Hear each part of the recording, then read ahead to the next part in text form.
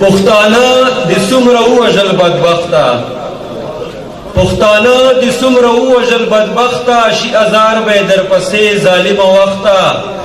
دا د ظلم باچایي به د تل نه وي، یوه ورځ به راګزار شي له دې تخته.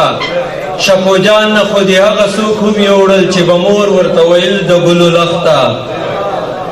ټولو راغلو مېلمنو ته د بېټ نیکه پښتو ادبي غورځنګ لخوا نیکې هیلې، سلامونه، احترامات وړاندې کوو. غزل نه مخکې یو څو شعرونه دي چې له ماښام نه تر سهاره نور خاته پورې جانانه، له ماښام نه تر سهاره نور خاته پورې جانانه، ستا تصویر مې وینیولی په خپل زړه پورې جانانه.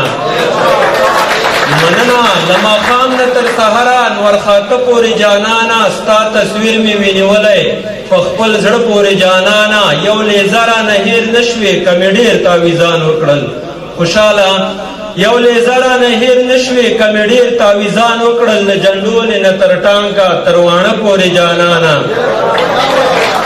مننه یو لیزره نه هیر نه شوې که مې ډېر تاویزان وکړل، له جنډولې نه تر ټانګه تر واڼه پورې جانانه. او شعر ده چې ټوله شپه ورسره داسې په سلګو سلګو کړم تیره، ټوله شپه ورسره داسې په سلګو سلګو کړم تیره، لکه څوک چې شپه سبا کی د کور مړه پورې جانانه.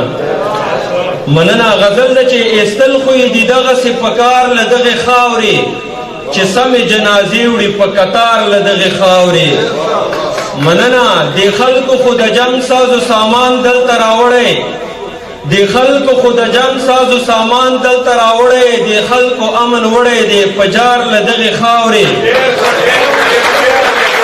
مننه دی خلکو خو د جنگ سازو سامان دلته راوړی، دی خلکو امن وړی دی په جار له دغې خاورې. او صدا سي ظلم جبري په موږ باندې شروع ده، دیوانه صاحب صدا سي ظلم جبري په موږ باندې شروع ده، ته وایې به چې باسي څوک اغیار له دغې خاورې. مننه صدا سي ظلم جبري په موږ باندې شروع ده، ته وایې به چې باسي څوک کفار له دغې خاورې. او لا اوس هم د دې خاورې زلمي ورک مسافرو کې نصیبه، لا اوسم د دې خاورې زلمي ورک مسافرو کې، لا اوسم سره او سپین باسي اغیار له دغې خاورې. مننه لا اوسم د دې خاورې زلمي ورک مسافرو کې، لا اوسم سره او سپین باسي اغیار له دغې خاورې. قسم د شپو جانه په مرګي به خوشحال نشي، قسم د چې چا واخیستی ازار له دغې خاورې.